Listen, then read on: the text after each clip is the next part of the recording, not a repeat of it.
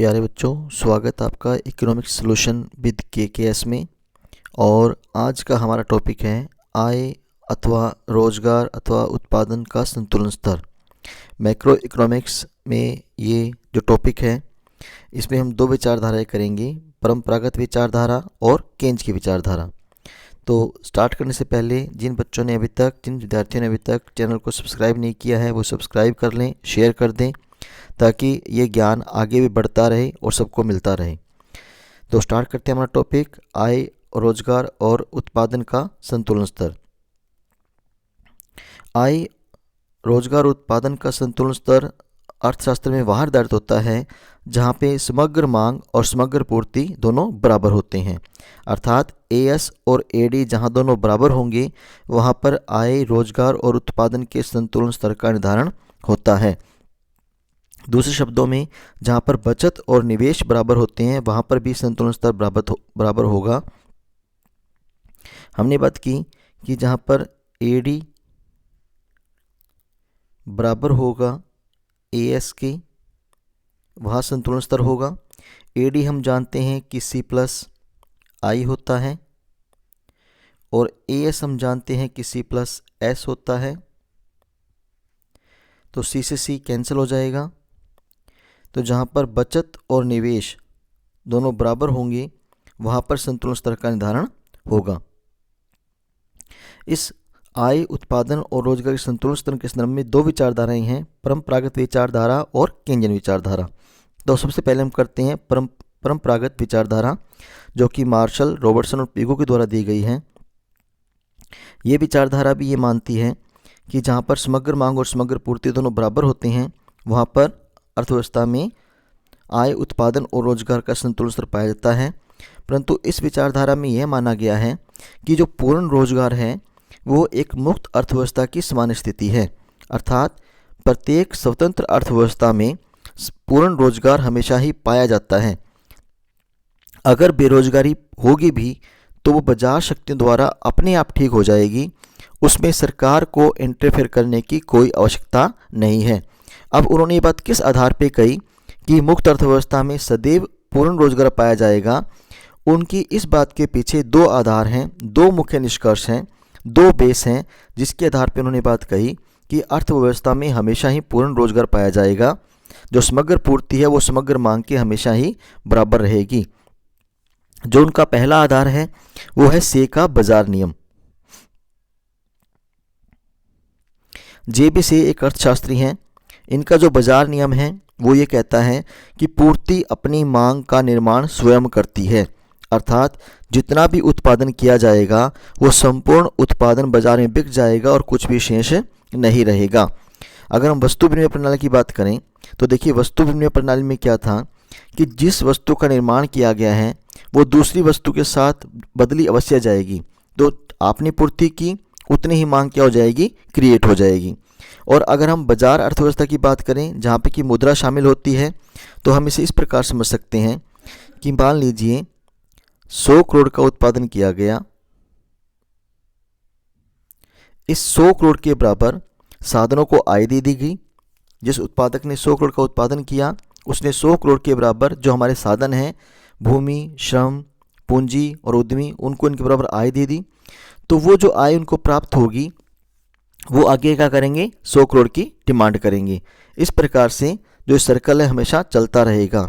अगर बचत भी होती है तो जेबी से कहते हैं कि जो बचत होगी वो क्या होगी, बैंकों में जमा होगी, घरों में नहीं रखी जाएगी और बैंकों के द्वारा वो बचत फिर से बाजार में आ जाएगी। इस प्रकार से पूर्ति जो है वो सदैव ही मांग के बराबर रहेगी। यह कथन है जेबी से का। इनका जो दूसरा आधार है, जो दूसरा आधार इनका है वो है कि ब्याज दर, कीमत और मजदूरी, ये तीनों ही लोचशील होते हैं, ये तीनों ही परिवर्तनशील होते हैं। मजदूरी, कीमत और ब्याज दर तीनों ही परिवर्तनशील होते हैं और इन तीनों के ही द्वारा अपने आप परिवर्तन होगा और तीनों बाजारों में अपने आप संतुलन आ जाएगा। तीन बाजार कौन कौन से? जब हम कीमत की बात करते हैं तो कीमत वस्तु बाजार में निर्धारित होती है जहाँ पे वस्तुएं खरीदी बेची जाती हैं। जब हम मजदूरी की बात करते हैं तो हम साधन बाजार की बात करते हैं जहाँ पे साधनों को उनकी कीमत दी जाती है। और जब हम ब्याज की बात करते हैं तो मुद्रा बाजार की बात करते हैं, जहाँ पर पूंजी की कीमत ब्याज के रूप में दी जाती है। तो इन तीनों में अपने आप परिवर्तन होगा और संतुलन स्थापित हो जाएगा। सरकार को इंटरफेयर करने की कोई ज़रूरत नहीं है। हम इसे एक सिंपल से एग्जाम्पल द्वारा समझते हैं कि मान लीजिए जो मजदूर की लेबर है, जो सप्लाई ऑफ लेबर है, that is more than demand of labour. जो श्रम की पूर्ति है वो ज़्यादा है श्रम की मांग से। अगर श्रम की पूर्ति ज़्यादा होगी श्रम की मांग से तो सबसे पहले जो नगद मजदूरी है उसमें कटौती की जाएगी, मनी वेज क्या हो जाएगा, कम हो जाएगा। सिंपल सा एग्जांपल है कि मान लीजिए आप मार्केट में गए, वहाँ पे 100 मजदूर काम करने वाले हैं जो काम करना चाहते हैं और आपको 2 मजदूर चाहिए, तो सभी आपसे क्या कहेंगे कि मुझे रख लो, मुझे काम दे दो। इस प्रकार से अगर कोई 500 रुपये मांग रहा होगा तो कोई ये भी कहेगा कि 450 में मैं काम करने के लिए तैयार हूँ। तो सबसे पहले जो मनी वेज है वो क्या हो जाएगी, कम हो जाएगी।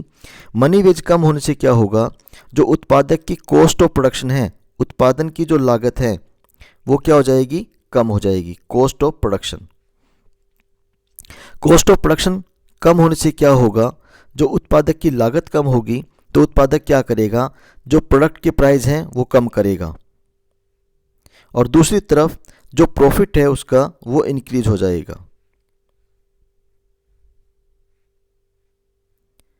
प्रॉफिट इंक्रीज करेगा।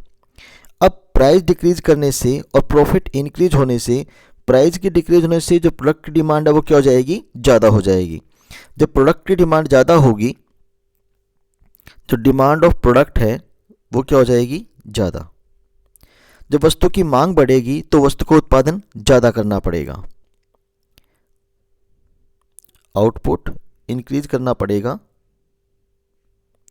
लेकिन आउटपुट इंक्रीज तभी होगा जब हम लेबर को और ज़्यादा रोजगार देंगे, तो लेबर की डिमांड क्या हो जाएगी, ज़्यादा हो जाएगी। Demand of labour increase. इस प्रकार बिना सरकार के इंटरफेयर के जो डिमांड ऑफ लेबर है वो इंक्रीज करना शुरू कर देगी और ये डिमांड ऑफ लेबर, श्रम की जो मांग है वो तब तक बढ़ती रहेगी जब तक कि सप्लाई ऑफ लेबर के इक्वल नहीं हो जाती। इस प्रकार बिना सरकार के इंटरफेयर के जो श्रम की पूर्ति है वो श्रम की मांग के बराबर हो जाएगी और संतुलन स्तर निर्धारित हो जाएगा। यही जो प्रोसेस है वो बाकी जो दोनों बाजार हैं, चाहे वो कीमत बाजार है, चाहे वो वस्तु बाजार है, चाहे वो साधन बाजार है, चाहे वो मुद्रा बाजार है, उनमें भी अपने आप इक्विलिब्रियम स्थापित हो जाएगा। तो परंपरावादी अर्थशास्त्री ये कहते हैं कि सरकार को इंटरफेयर करने की कोई ज़रूरत नहीं है। बिना सरकार के इंटरफेयर के जो संतुलन स्तर है वो हमेशा बना रहेगा और पूर्ण रोजगार स्तर बना रहेगा।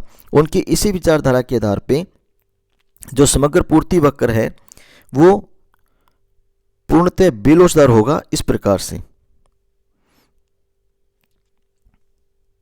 ये हमारा ओ एक्सिस, ये ओ वाई एक्सिस, और इस प्रकार से जो उनका पूर्ति वक्र है वो पूर्णतः बेलोचदार होगा, क्योंकि उन्होंने माना है कि उत्पादन में कोई पूर्ण रोजगार में कोई परिवर्तन नहीं होगा।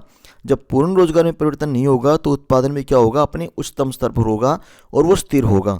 इस प्रकार जो उनका पूर्ति वक्र है पूर्णतः बेलोचदार पाया जाएगा। अगर समग्र मांग की हम बात करें तो समग्र मांग को उन्होंने कीमत के साथ जोड़ा है।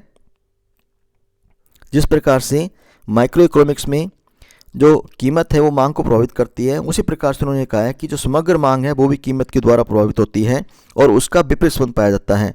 अगर कीमत ज़्यादा होगी तो समग्र मांग कम होगी और अगर कीमत कम होगी तो समग्र मांग ज़्यादा होगी। संतुलन वहाँ निर्धारित होता है जहाँ पर समग्र मांग समग्र पूर्ति के बराबर होती है। इस ई पॉइंट पे क्या होगा, संतुलन होगा, जहाँ पे समग्र मांग समग्र पूर्ति के बराबर होगी। और अगर इस संतुलन स्तर में जो परिवर्तन आएगा वो समग्र मांग के द्वारा आएगा, समग्र पूर्ति के द्वारा संभव नहीं हो पाएगा, क्योंकि समग्र पूर्ति क्या रहेगी, स्थिर रहेगी। तो इस प्रकार अर्थव्यवस्था में पूर्ण रोजगार स्थिति हमेशा बनी रहेगी, क्योंकि जो कीमत, ब्याज और जो मजदूरी है वो क्या होते हैं, परिवर्तनशील होते हैं।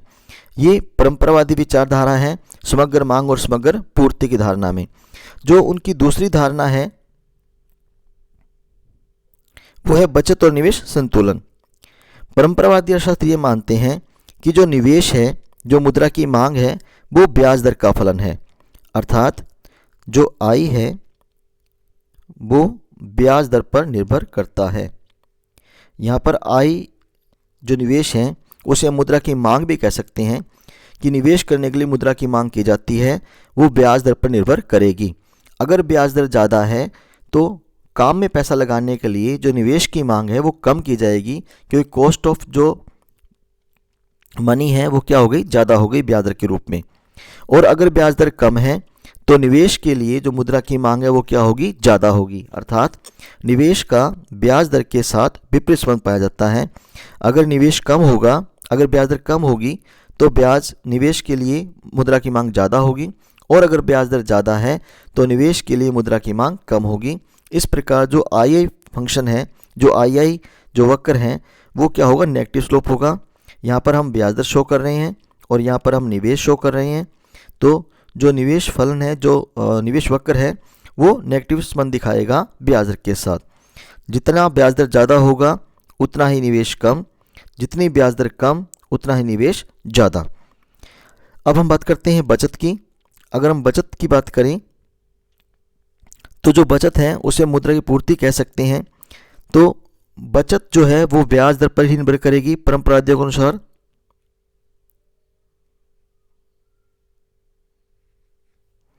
लेकिन ब्याज दर के साथ जो बचत का है वो डायरेक्ट रिलेशन है। जितनी ब्याज दर ज़्यादा होगी उतनी ही बचत ज़्यादा की जाएगी, ताकि पैसे को ब्याज पे दिया जा सके और पैसा कमाया जा सके। बचत जो है वो मुद्रा की पूर्ति को स्पष्ट करती है। यहाँ पे मुद्रा की पूर्ति ब्याज दर पर निर्भर करेगी। जितनी ब्याज दर ज़्यादा होगी उतनी ही मुद्रा की पूर्ति ज़्यादा होगी, उतना ही पैसा ज़्यादा दिया जाएगा ब्याज पर ताकि उसको कमाया जा सके। और जितनी ब्याज दर कम होगी उतनी ही मुद्रा की पूर्ति कम होगी। तो ब्याज दर के साथ बचत के साथ ब्याज दर का डायरेक्ट रिलेशन है। जितनी ब्याज दर ज़्यादा उतनी बचत ज़्यादा, जितनी ब्याज दर ज़्यादा उतनी बचत ज़्यादा। तो इस प्रकार बचत जो है वो ब्याज दर का बढ़ता फलन है। अर्थात जितनी ब्याज दर बढ़ती जाएगी उतनी ही बचत भी बढ़ती जाएगी, ताकि उस बचत को मुद्रा की पूर्ति के रूप में प्रयोग किया जा सके और उसको ब्याज पे दिया जा सके। संतुलन कहाँ पे होता है? संतुलन वहाँ होता है जहाँ पर ब्याज दर और बचत और निवेश दोनों बराबर होते हैं। इस डायग्राम में हम यही देखते हैं कि ये हमारा आई फंक्शन है, ये हमारा सेविंग वक्र है, ये दोनों एक दूसरे को पॉइंट ई पर कट कर रहे हैं, तो ये संतुलन स्तर होगा और ये संतुलित ब्याज दर होगी। अगर किसी समय अवधि में ब्याज दर ज़्यादा हो जाए तो उस अवस्था में जो हमारा आई है, जो निवेश है, वो ज़्यादा होगा किससे? बचत से। अब देखिए मुद्रा की मांग करने वाले ज़्यादा हैं और मुद्रा की पूर्ति करने वाले कम हैं। जब मांग करने वाले ज़्यादा होंगे और पूर्ति मांग करने वाले इस अवस्था में क्या होगा? बचत ज़्यादा होगी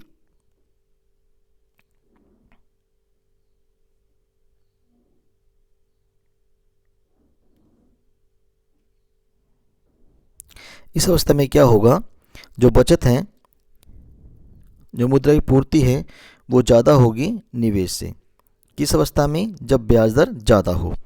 अर्थात जो मुद्रा की पूर्ति करने वाले हैं वो ज़्यादा हैं और मुद्रा की मांग करने वाले कम हैं। तो नेचुरल सी बात हम ये मान लेते हैं कि 10 लोग हैं जो मुद्रा की पूर्ति करने वाले हैं, अर्थात मुद्रा देने वाले हैं। किस पर? ब्याज पर। जबकि आगे जो निवेश करने वाले हैं वो कम है, वो 2 या 3 ही हैं। तो उनमें कंपटीशन होगा जो मुद्रा देना चाहते हैं।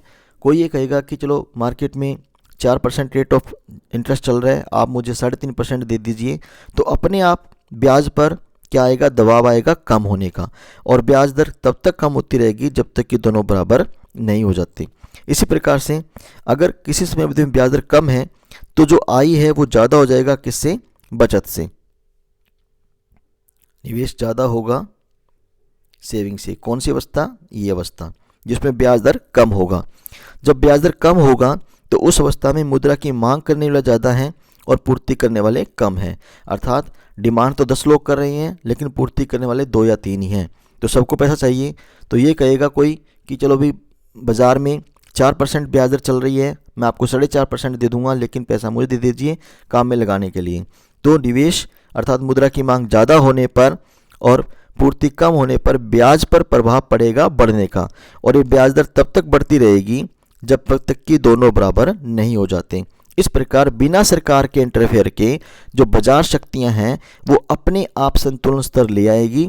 बाजार को सरकार को उसमें इंटरफेयर करने की कोई आवश्यकता नहीं है। ये इनका मेन थीम है परंपरागत अर्थशास्त्रियों का कि सरकार को इंटरफेयर करने की कोई ज़रूरत नहीं होती और जो संतुलन है वो दीर्घकाल में अपने आप स्थापित हो जाएगा। अल्पकाल में अगर संतुलन होगा भी, असंतुलन पाया भी जाएगा, तो बाजार शक्तियां उन्हें अपने आप ठीक कर देंगी और लॉन्ग रन में ये संतुलन अपने आप स्थापित हो जाएगा।